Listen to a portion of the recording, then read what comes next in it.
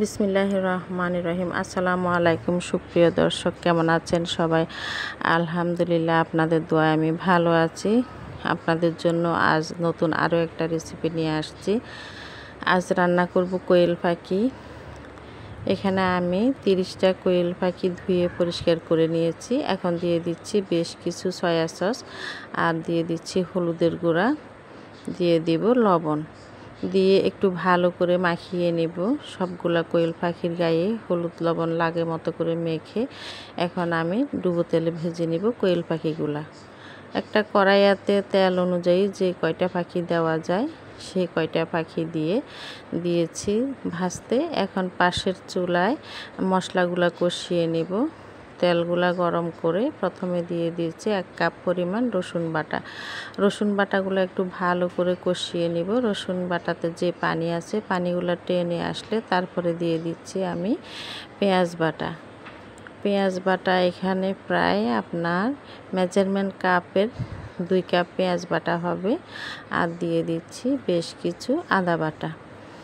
সবগুলি সময় লাগবে কষাতে, পাশাপাশি কোয়েল পাখিগুলোও ভাজতে সময় লাগবে। সেজন্য আমি 2 চুলায় 2টা রান্না একই রান্না 2 চুলাতেই বসিয়ে দিয়েছি।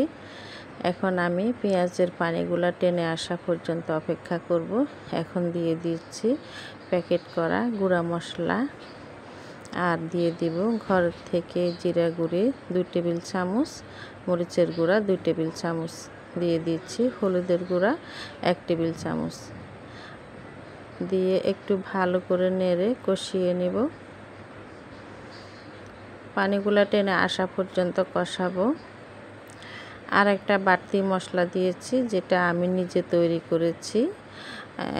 এলাচ, ছোট এলাচ, বড় এলাচ, জায়ফল, জয়িত্রী, শাহি জিরা, কাবাব চিনি, স্টার সব কিছু একসাথে ব্লেন্ড করে নিয়েছিলাম। সেই মশলার রেসিপিটা আমি দিয়েছি একবার। এখানে দিয়ে দিয়েছি আমি 1.5 টেবিল চামচ পরিমাণ। বেশ কিছু পানি দিয়েছি মশলাগুলো সিদ্ধ হওয়ার জন্য, মশলার গন্ধ চলে যাওয়ার জন্য। আর দিয়ে দিয়েছি কিছু আলু বোখারা, যে ভিজা আলু বোখারা পাওয়া যায় বাজারে, সেই আলু বোখারাগুলো দিয়েছি আমি।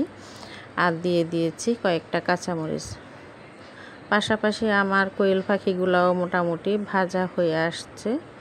এখন আমি সবগুলি কোয়েল পাখি, মশলাগুলো কষিয়ে গিয়েছে, মশলার মধ্যে পাখিগুলো দিয়ে দিব।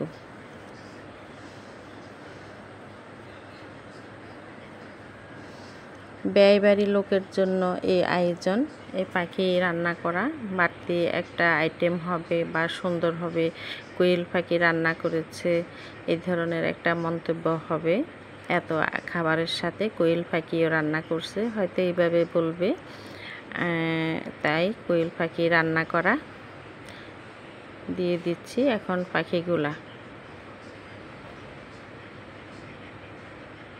খুব বেশি নাড়ব না, আমি ভাজতেও খুব বেশি ভাজিনি, হালকা করে জাস্ট একটু উপরের অংশটা নরম, তা একটু চামড়াটা আবরণ হবে, একটু হালকা শক্ত হবে সেরকম করে ভেজেছি।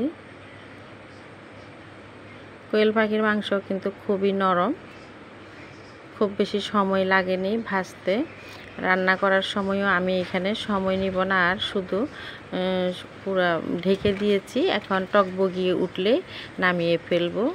আমার সিক্রেট কিছু মশলা দিব, পেঁয়াজ কিশমিশ বেরেস্তা করে ভেজে ব্লেন্ড করে নিয়েছি, সেগুলি দিয়ে দিচ্ছি 3 টেবিল চামচ পরিমাণ। এগুলো দেওয়ার কারণে রান্নাতে সুন্দর একটা গ্রান হয়, তাছাড়া খাওয়ার জন্য ফ্লেভার আসে আলাদা, খুবই ভালো লাগে।